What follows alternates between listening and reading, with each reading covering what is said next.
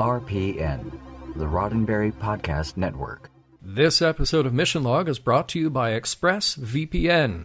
Take back your internet privacy today and find out how you can get 3 months free at expressvpn.com/missionlog. Mission Log, a Roddenberry Star Trek podcast, episode 354, The Muse.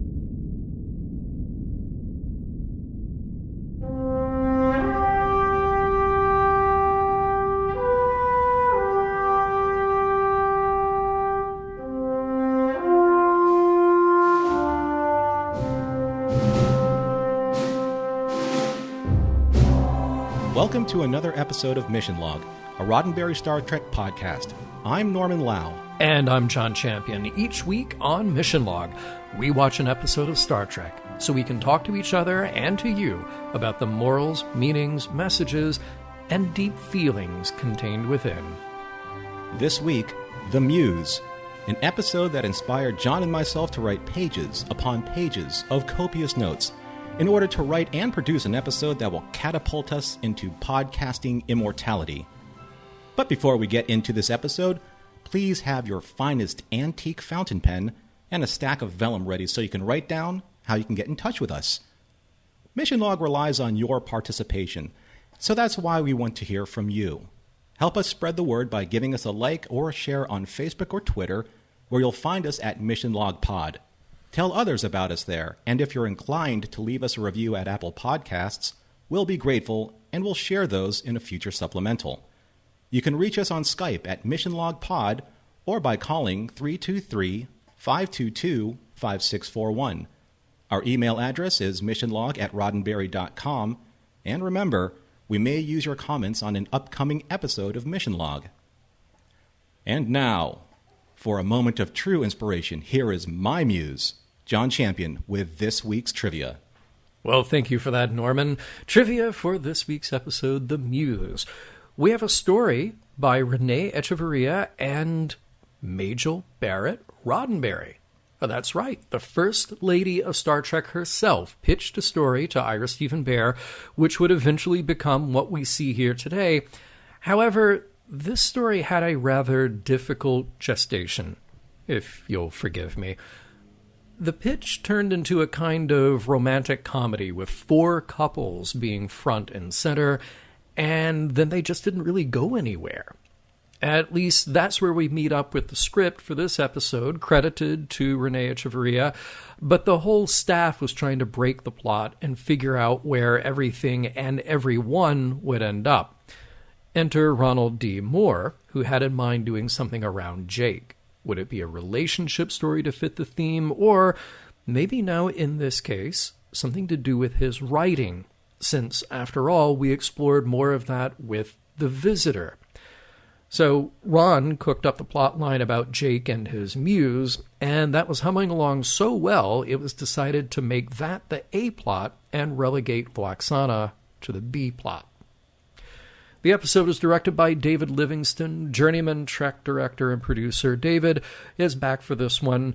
We most recently talked about him in the director's chair for Sons of Moog. Now, one weird abandoned concept for this episode was a wedding box that Renee had thought up as a contrivance to get Odo and Lwaxana together. The gimmick was that they had to stay in this literal box for 16 hours straight, and it would be in here that Odo would soften up toward Lwaxana. The scene shop even got so far as building most of it when Ira and Renee decided, you know what, we just need to have him say it during the ceremony. So that prop goes unseen here, or anywhere for that matter. Now on to our guest stars. Well, we say welcome back to Majel Barrett Roddenberry as Lwaxana. This is an important episode to remember for the milestone that it is Majel's last on-screen Star Trek role. Yes, we do hear her voice as the computer many more times, of course, but this is the last time that she embodies a character. Also, a welcome back to Michael Ansara, playing a new character, Jayal. You can't forget Michael, who we saw recently as the Klingon Kang in Blood Oath, and that was, of course, reprising his role from TOS's The Day of the Dove. He will be back for one more trek when we catch him again on Voyager. And hey, we have John Paul Lona. Who? Well, he's kind of a sci-fi professional, an artist and designer, having contributed his work to Star Trek graphic novels, among other places. But he is here as a background alien, a non-speaking role. And there are a lot of those on DS9, so why bring him up? Well, he's there because in 1995, the Playmates Toy Company, which had the Star Trek license, had a design an alien contest, and the winner would have their design made into a creature that they would play in an episode of DS9. John submitted no fewer than 5 entries with a color sketch and a bio for each one. Runep, the Racinian, was chosen, and you can spot him pretty easily if you look for the very creative exoskeleton skull and the dark gray textured costume. He enters actually right after Anaya does in the very first scene. Now, incidentally, in his winning entry, John had only designed the makeup, which Michael Westmore then executed. But while on the lot, costumer Bob Blackman encouraged him to design the costume too, and that's what we see on screen. Incidentally, the costuming for this episode was nominated for an Emmy Award. And finally, we meet the title character, the Muse herself, Onaya, played by Meg Foster. Now, when Renee was writing the script, he had Meg in mind for the role. She came in to read, she nailed it, and everyone was pleased to have her there. Then and now, she was a well-known actor with a lot of genre credits to her name, and her signature, of course, is her very light blue eyes. Her resume is very extensive, and I'll just name a few here that stood out to me. Masters of the Universe, Miami Vice, Leviathan, The $6 Million Man.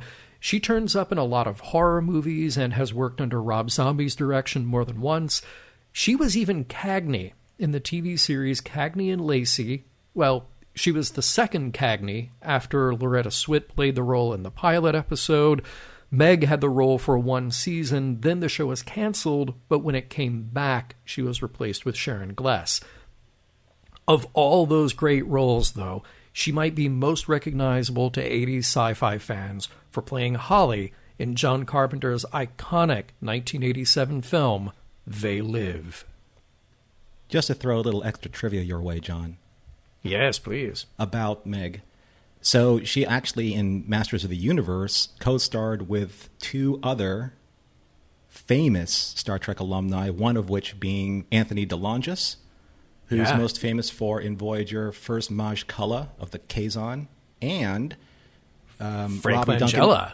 Frank Langella, of course, yes. Yeah, but Robbie. And Robbie Duncan McNeil, who played Kevin in Masters of the Universe, opposite of Courtney Cox, who is also known as Nick Locarno and Tom Paris. I'm guessing this Muse isn't anything like the Muses in the movie Xanadu. Let's recap just to be sure.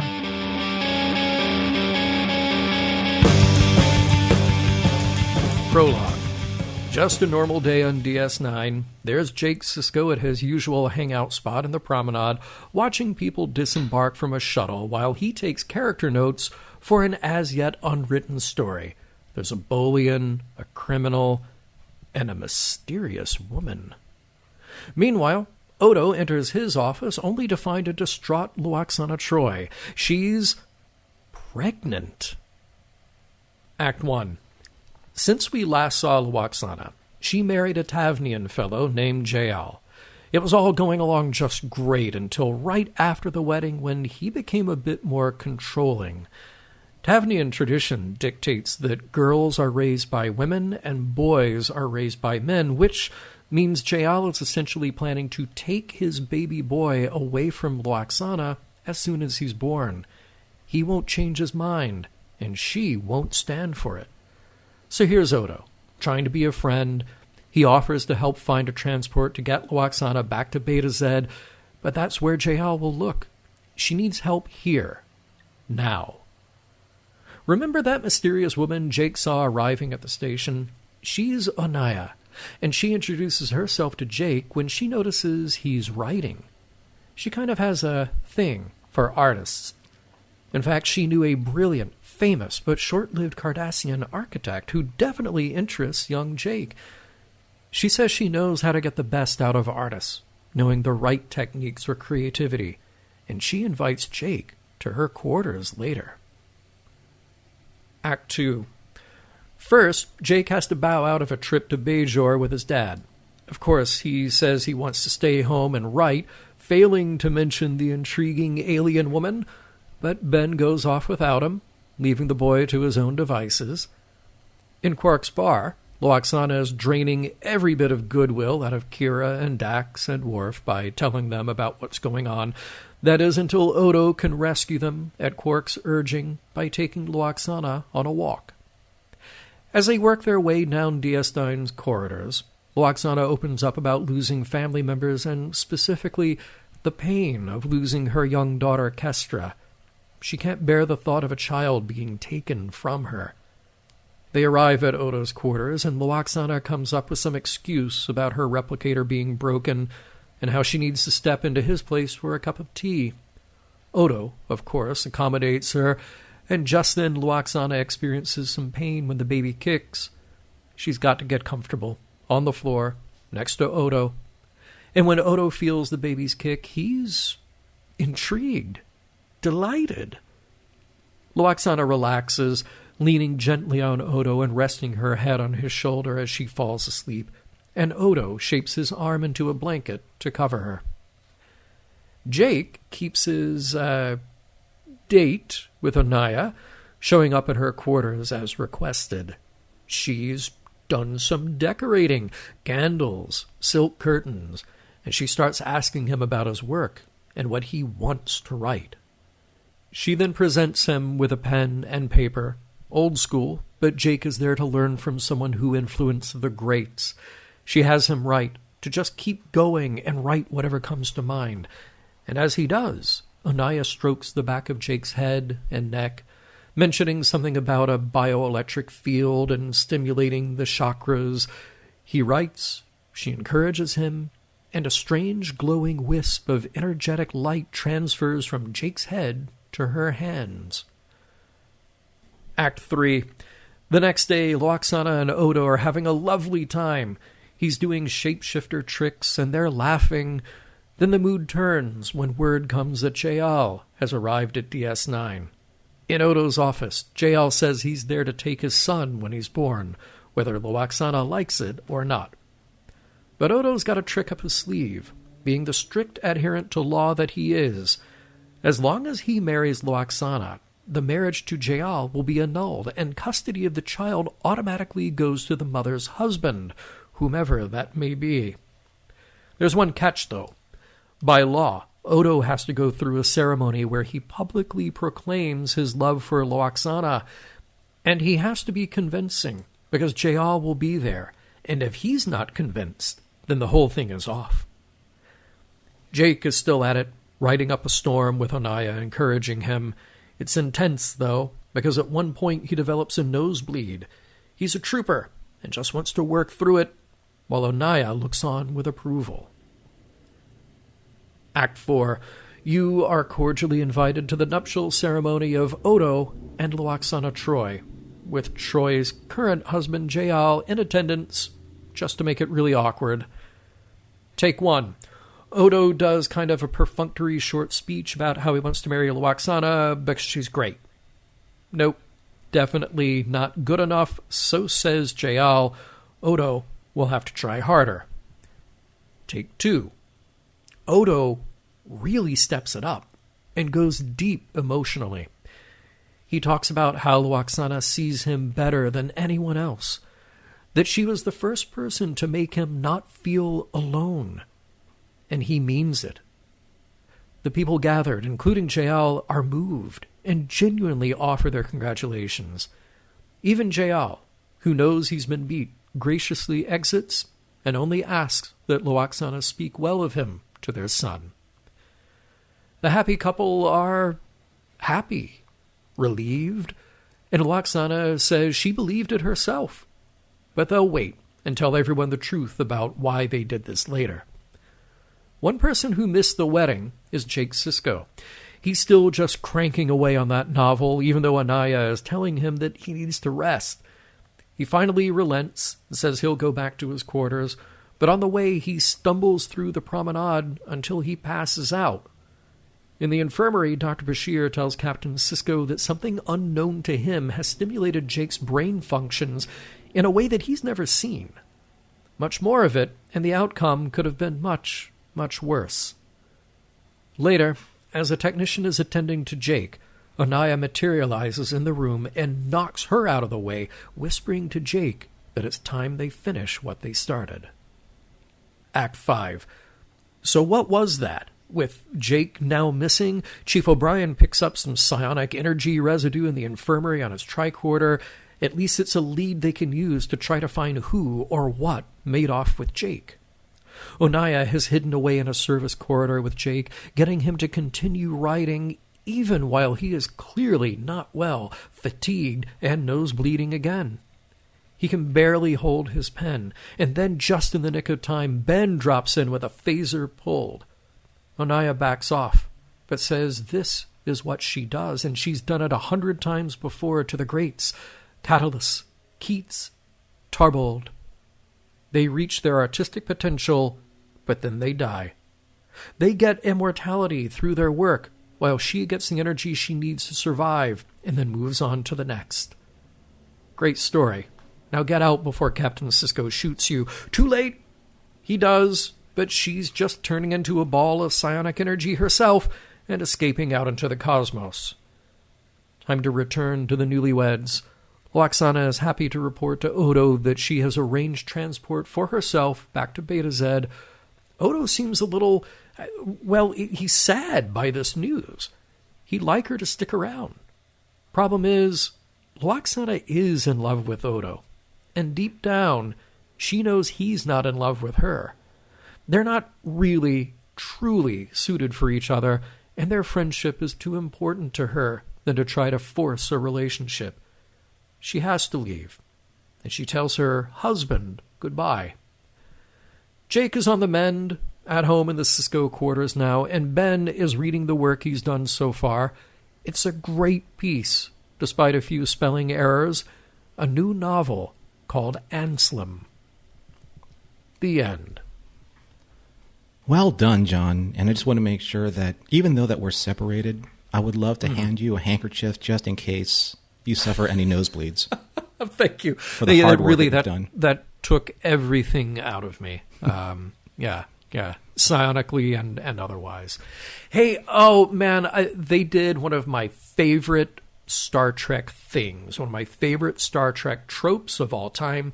They named 2 real historical figures, Catullus and Keats, and then the third one, boom, an alien from the future, Tarbold, who was name-checked by Gary Mitchell in Where No Man Has Gone Before. That never gets old to me. It never will. That's like in Star Trek, too. Just like, you're going to be mentioned along the names of greats. Einstein, Newton, Surak. Yes. I love it. It gives a lot of realism to the time. Yeah. It's like, J. Paul Getty and John Jacob Astor and Garlock from Zebulon 4. That's the greats. That's how we see it. Well done on dropping Garlock. Well, it's been a while. I thought there were some really nice, sweet moments in this episode. I really did love it when Lwaxana was in Odo's quarters and she's exhausted, she fell asleep, and Odo, he smiled, looked down at her, and then gave her comfort in the form of literally a blanket and pillow. Yeah, it was a very sweet moment, and it shows, here we are more than 4 seasons. We're approaching the end of season 4. How much Odo has developed, how much he's changed as a character. I think that's so cool to see this arc of, and especially what we've learned of his background, not having a place and not feeling at comfort among people and the abuse that he's suffered through that. But in this relatively short time and with these influences, he has developed this really rich emotional life. It's cool to see in scenes like that. Yeah, and I also thought it was neat where it kind of, I wouldn't say bookends, but it does kind of go back to when he was trapped with Lwaxana in the elevator, and that's when their relationship was forged, and she comforted him through that, and now he's kind of returning the favor. Yeah, showing a genuine kindness there. I really liked it. Speaking of throwbacks, Jake using paper and a pen. So I like that as a motif to bookend with the Visitor. That it was just so cool. It's, especially learning that Ron Moore was thinking of the Visitor when he drop these plot lines into the story. I like it as, a throwback to an older technology. It's like a photographer who still shoots on film because they can, because they like it. It gives them some other layer of appreciation with their artwork. And also just cool to have that callback to Anselm. I thought very nicely done all around. So as an illustrator, I draw and write on vellum, and let me tell you something. There's one thing that I would love to have seen in this episode is if Jake or if Anaya handed him, there's a traditional powder called Pounce. Oh. And after he was done writing, if he shook some on the paper, because let me tell you something, vellum does not dry quickly. And the way that he was writing at that speed that he was writing, that ink would have stayed wet for minutes. Yeah.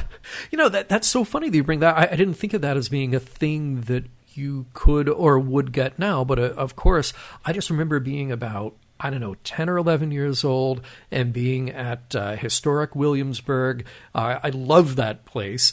And showing how people would write in the 18th century, and you had a little shaker.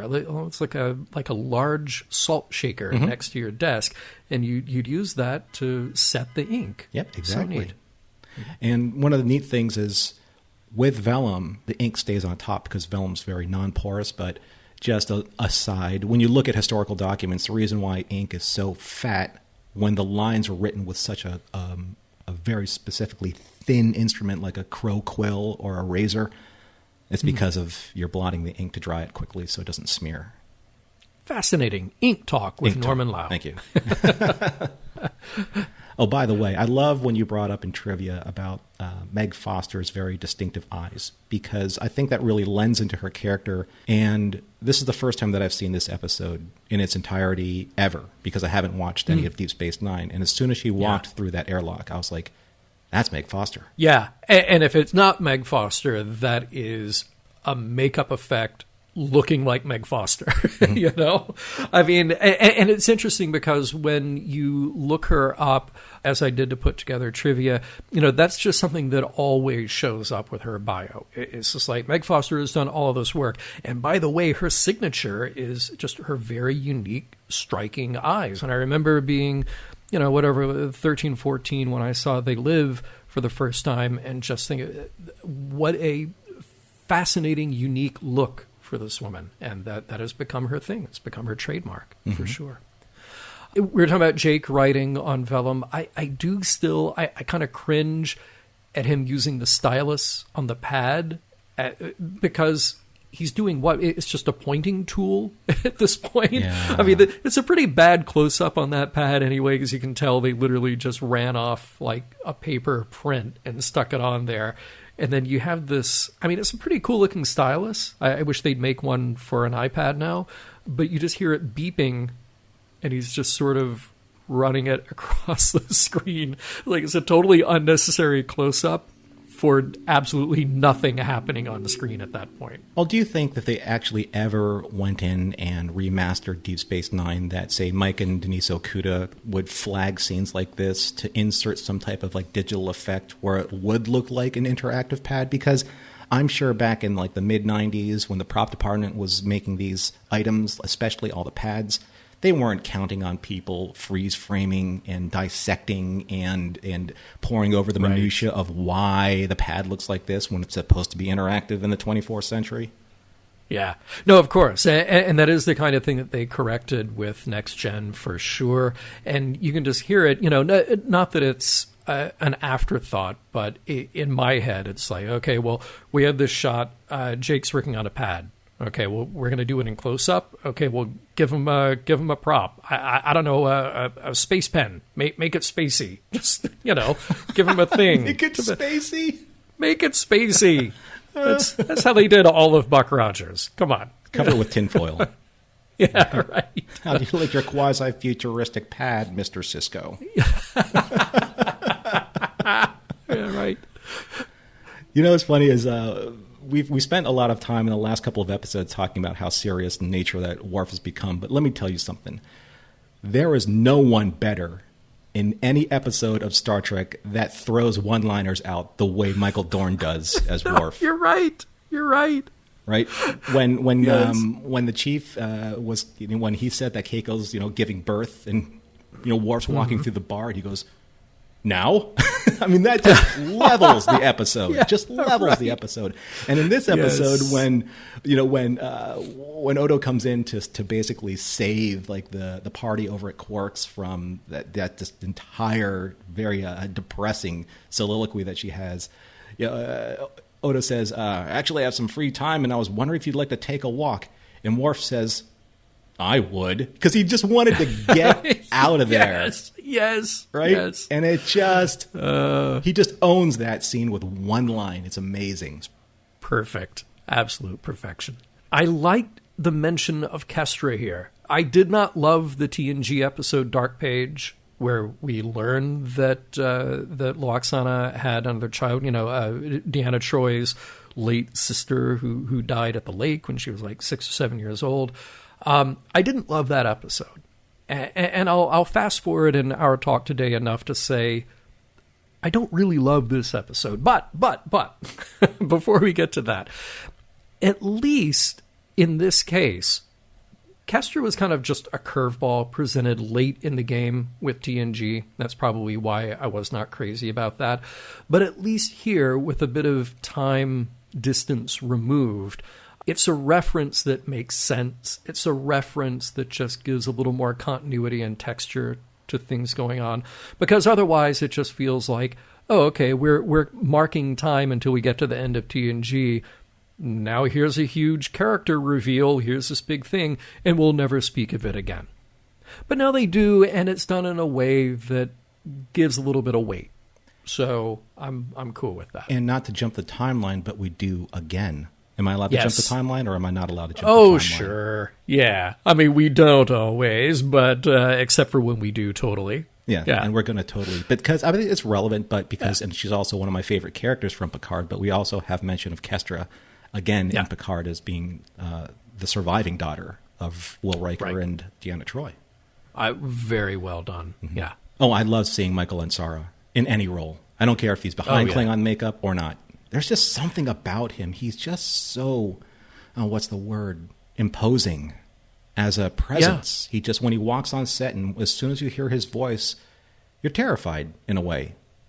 And yeah, right. Well, he's got that great voice, and he's just, his eyes, you can just see he's completely engaged in the scene. He's got a lot of power. He's got a lot of charisma on screen. And you can see as the character of JL how he would be this overbearing, dominating force in Lwaxana's life, that sure, they fell in love, and then all of a sudden things went sideways, and they kind of figured out how their relationship would go from there. It's almost kind of like in a mafia husband and wife situation kind of way. It's like, oh, you're in the mob? That's nice. Oh, you're in the mob. Oh. Yeah. Oh, yeah. Now, can't you give me a straight answer anymore? Was it a boy? I do like Odo's wedding outfit. It's somewhere across between, the Martian Chronicles TV miniseries and Jor-El from Superman the movie. Definitely a lot of textures going on there. Very cool, kind of bright, bluish white. Very cool. One thing I want to bring up about the end of the show, I think Ben needs to have a little deeper conversation with Jake. And I want to know what that conversation was like. I mean, it's got to start somewhere along the lines of Jake, next time you want me to leave so you can spend time with a woman, A, tell the truth, and B, let me meet her first. Mm-hmm. I think that's perfectly fair for a father to ask. Yeah. And going back to there's obviously a little bit of a bookend here from the Visitor with Jake putting down that copy of Anselm and then having that wonderful music cue that ties all the way back to that episode. I thought this actually, for some of the issues that we'll talk about with this episode, I think that the ending of this episode was really handled quite nicely. Totally agree. They found those right notes. Time for John and Norman to muse about the Muse.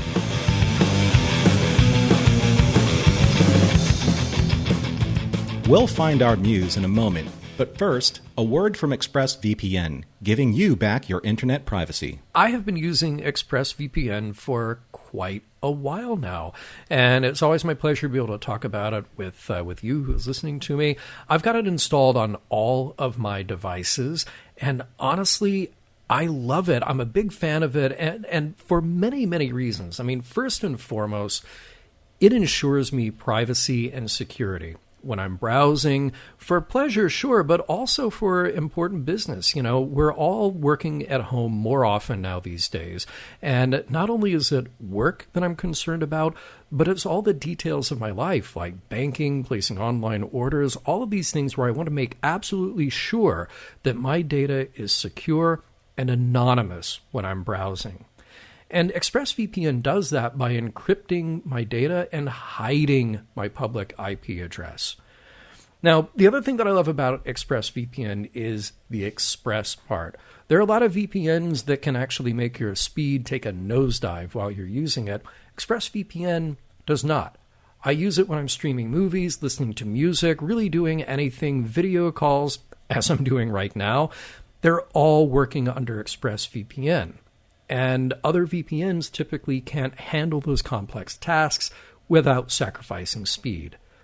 And more important than anything, protecting yourself with ExpressVPN is very inexpensive. It costs less than $7 a month. It even comes with a 30-day money-back guarantee. So wherever I'm working, if I want to ensure that my information is private and secure, ExpressVPN protects my connections and at speeds that impress me every time. You know, John, you're absolutely right, especially in today's day and age where a lot of us are working from home. We need to make sure that our online security is safe and is consistent. And one of the things that I told you earlier when we were talking about technology off the show, I just invested in a new phone. I've uploaded my ExpressVPN. I even ran some speed tests on it as I was downloading some information. And you're right, there is no loss of speed during the connectivity of that. So that's really important to me, especially when we're working with big files and trying to make sure that we're getting our work done on time as we're working from home. So ExpressVPN has been really fantastic for me as well. So protect your online activity today and find out how you can get 3 months free at expressvpn.com/missionlog. That's expressvpn.com/missionlog for 3 months free with a 1-year package. Visit expressvpn.com/missionlog to learn more. And a big thanks to ExpressVPN for sponsoring this week's show. All right, Norman, this week we've got a very clear A plot and a B plot. And I did find it interesting that they switched those. Originally, this was Magel's story about Lwaxana, and then they said, well, we're going to make that the B plot. So let's start with that A plot. I want to start with the Jake Sisko story here. I've got, my impressions have to do with a little bit with art and the pursuit of art and maybe the appropriateness or inappropriateness of what's going on here. But I want your take first, and then we'll move on. Well, I mean, it is a little bit tropish when I saw it. I jokingly have referenced a movie from the 1980s called Life Force, and that's where a vampiric entity feeds on life energy. And that's, again, it's very typical science fiction type of trope. And it wasn't really that different here. And the thing is that you can look at it from the standpoint of Jake being a very virginal type of character. And he's young, he's talented, he has a lot of energy, and this older, seductive, alluring, attractive woman kind of just sidles up to him and says, I can help you, I can mentor you through this. and it's a little on the seductive but creepy side. And I don't know. I mean, if I were Jake, I'd be like, okay, this is interesting, but there would be a little bit of a red flag that would pop up in the back of my subconscious saying, what's this all about? Yeah, that would have to be there for sure. Unless there's some other sway that she has over him. I mean, if there is some sort of a psychic lure that she's laying there. But there is something about it that the rational mind has to kind of kick in at some point and say, why is this happening? And with me specifically. By the way, since you mentioned vampires and you didn't specifically say the combination of words that I was looking for, so I just need to say it. Space vampire, of course, from Buck Rogers in the 25th century. Of course. Yeah. I mean, really, if we're going to talk about space vampire, because really, they did what you have to do in any great science fiction show, which is you take a thing like a vampire and you put the word space in front of it to indicate that this is the sci-fi version of that thing, hence space vampire. And we cannot forget the Vorvan and his seduction of Wilma Deering. So, or conversely, Wilma Deering turning into a space vampire. Nobody forget that. And those eyebrows. No one can forget those eyebrows either. And this is why John Champion is my muse in science fiction, ladies and gentlemen. Well, there are some things that she says that I think, look, it's not too deep here. It's very clear, this sort of seduction that she has for him. And just these lines that she has, like, isn't that what an artist wants, to be remembered? Well, yeah, I mean, he had to think about it for 2 seconds, but sure. And there is, I think, a universal truth to that people create art because they feel like they are compelled to express themselves through that art, but it is in this way, this kind of bid for immortality. That thing, that object, that film, that book, that sculpture, that painting, that will be here after I'm gone. And whoever sees that or experiences that or reads that after I'm gone, they get a sense of part of me because I'm the one who created it. So it's just a very clear, obvious thing, but why not put it into the show? I also like that there was a little bit of an exploration of this through line of artists who lived a short but productive life, as if the creative process sort of makes you burn out. Mm-hmm. And it is a popular trope, but it is a trope for a reason because, well, we see it very often. She name checks Keats, she name checks Catullus. They could have just kept going up through music stars of the 20th century. I mean, you could just keep going on and on.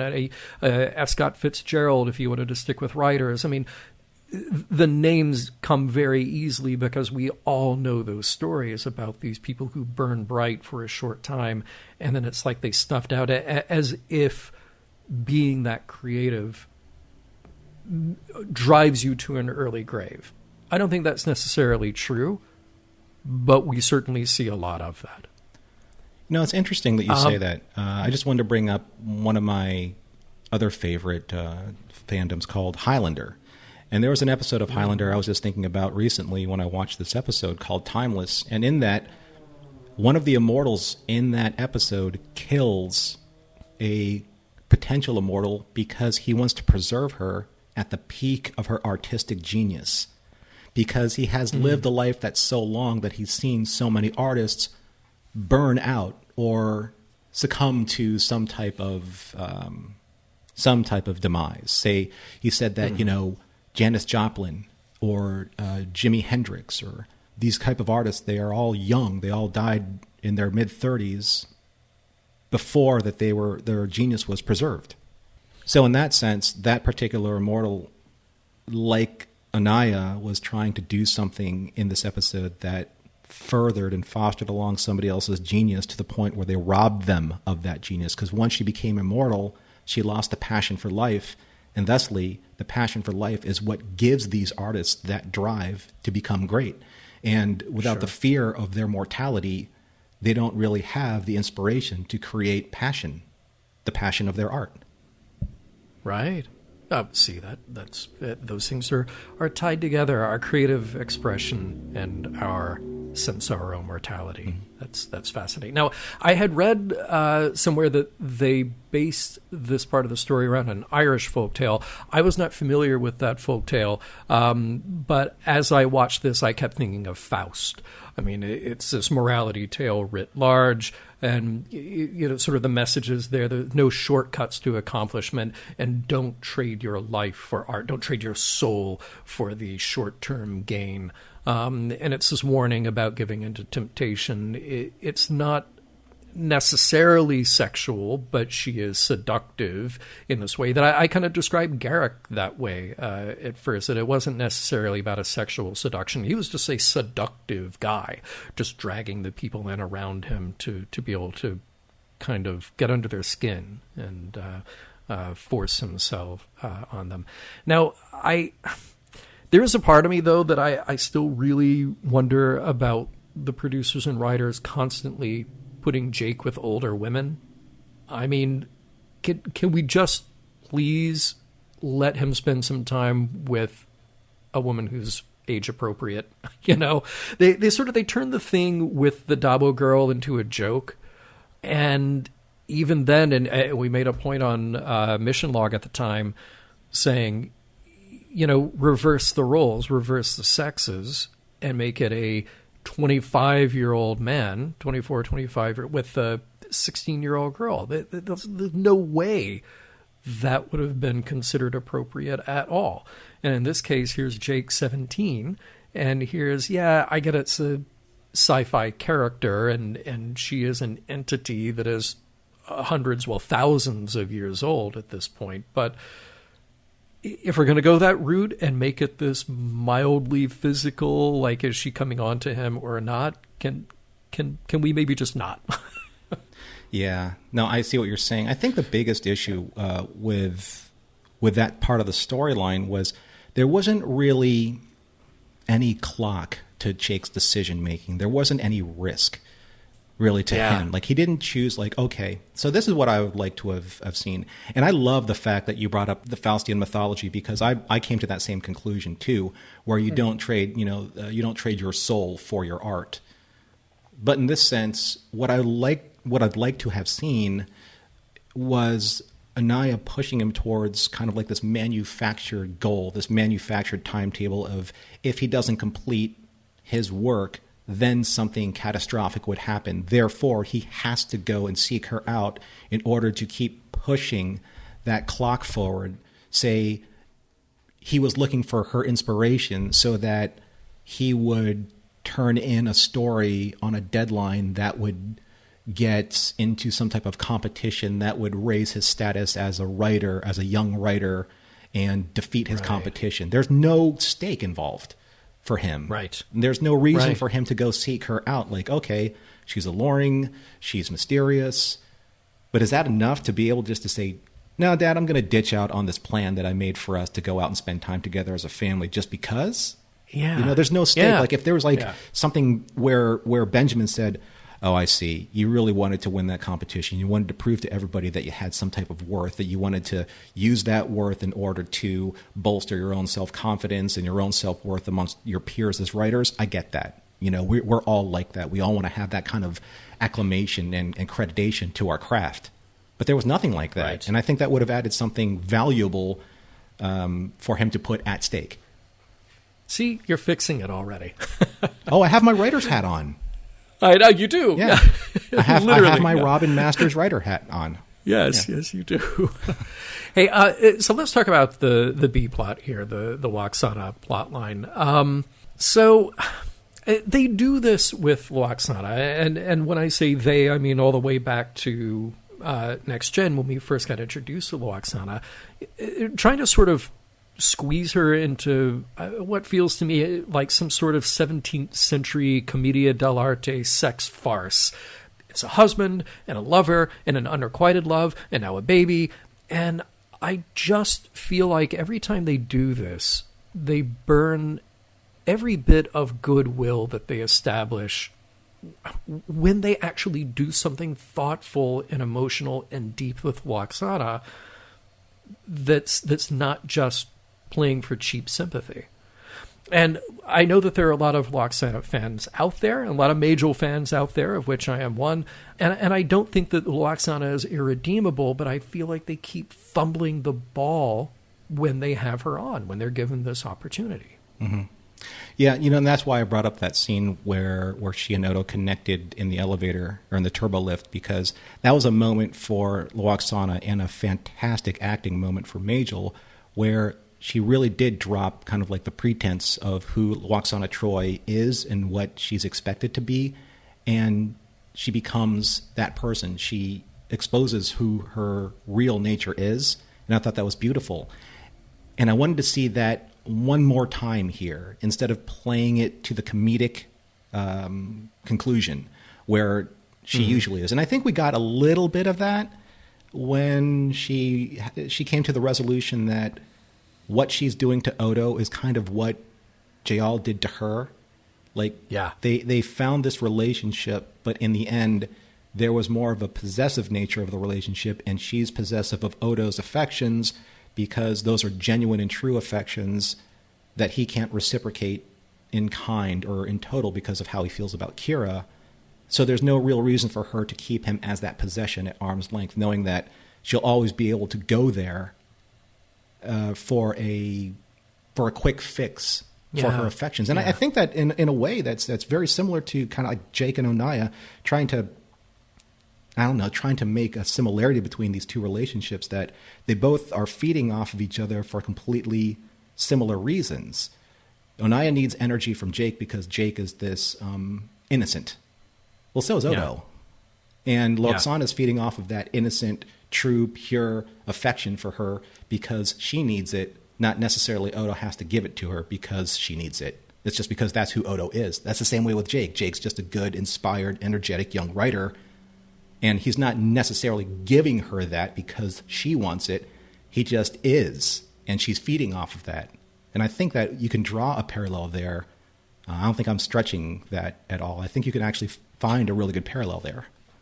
Yeah, no, I mean, look, for an actor thing, for a writer thing, going into a scene, trying to understand what the objective is, what it is you're getting out of that other person, that makes a lot of sense, I think what's tragic and terrible about Lwaxana and Odo is that there is a desire there for a relationship that is not going to happen, and literally culminating with a marriage in this, even though it's a marriage for convenience, and they understand that, but still, without going into anything with full disclosure of expectations, morals, beliefs, etc. Like, this is how Lwaxana keeps getting into trouble over and over and over again. And she does have this moment of clarity saying, basically, I allowed myself to get into a rebound to hide my hurt feelings or to soothe my hurt feelings. Don't do that. I am making mistakes. So at least she has that amount of clarity about what she's doing, but still acting out inappropriately. Join us after the show for a panel discussion on dating and relationship advice with special guests Jake Sisko and Mrs. Troy. Or maybe skip that. Well, after this fabulous inspirational chat, of which I have found so many ways to be inspired, and I'm sure that John has drawn energy off of that inspiration, I have to ask, does this episode hold up for you, John? Does it inspire you, or did it inspire you? No. Okay, thanks, folks, for joining us here on Mission Log. No, I mean, I've said before on the show how when I put together my notes, when I put together trivia, I save reading anybody else's impression of the show until after I've gotten everything out. So that's what I did. I got down my notes, I got down the trivia, I got everything else set. Then I went back to read what the people who worked on this show thought about it. And I'm in good company. They didn't like it either. And I feel bad because it sticks to that rule that nobody sets out to make a bad show. And even if, look, Majel's not a writer, but she's Gene Roddenberry's wife, and she has a working relationship with all the people on Star Trek at any given time. For her to come in with a pitch that might be something fun and light to do, cool. More power to her. And we've seen people like Ron and Renee and Ira and everybody else knock out a script that is heavy drama or comedy or relationship-based or whatever and do perfectly well with it. This happens to be one of those where it didn't work.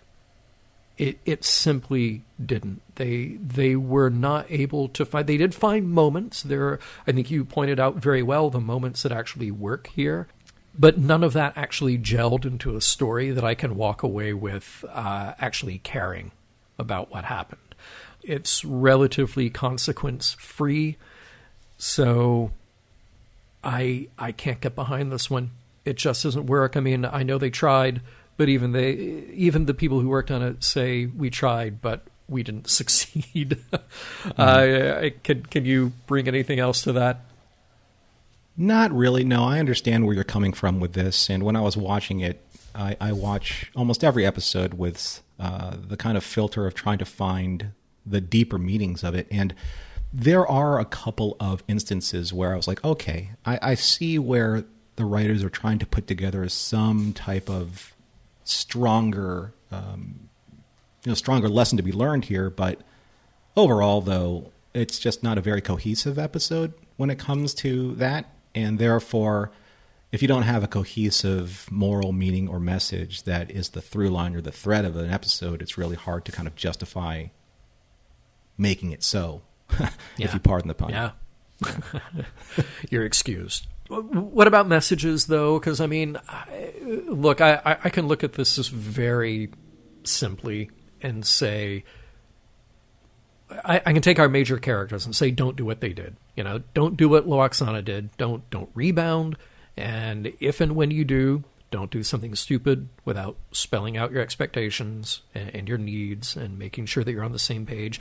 Don't do what Jake did.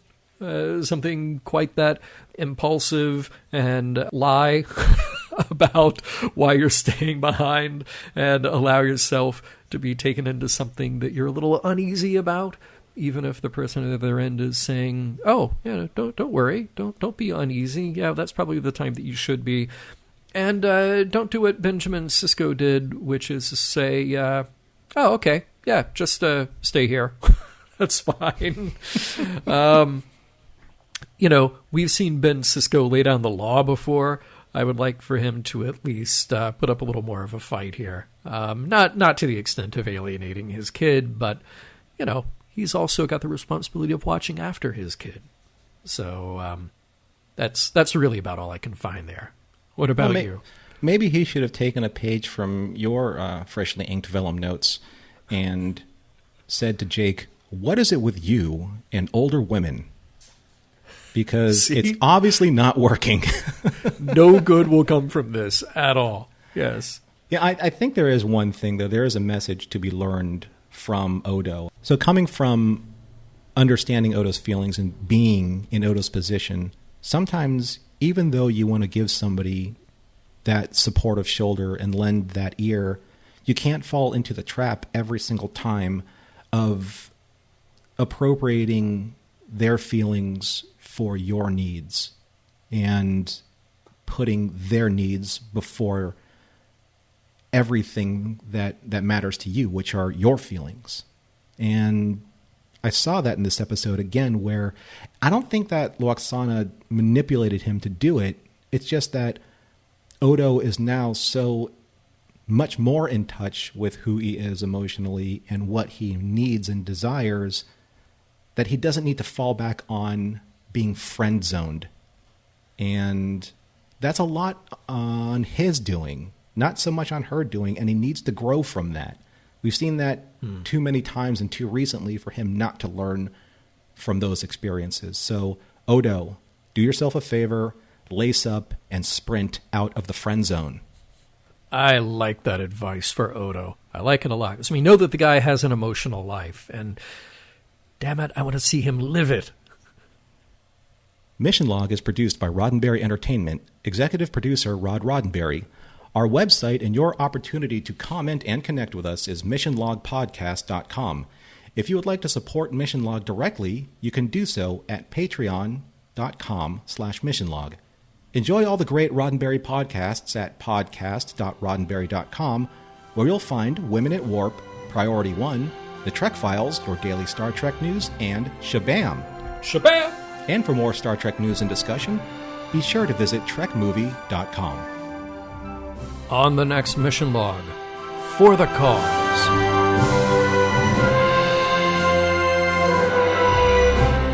Some of the music for Mission Log provided by Warp 11, online at warp11.com.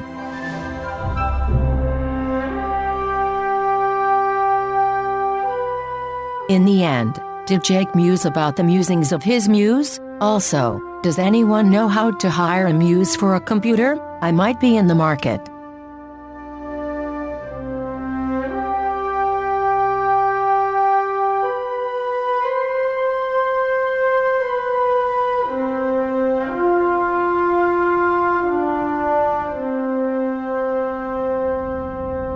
End transmission.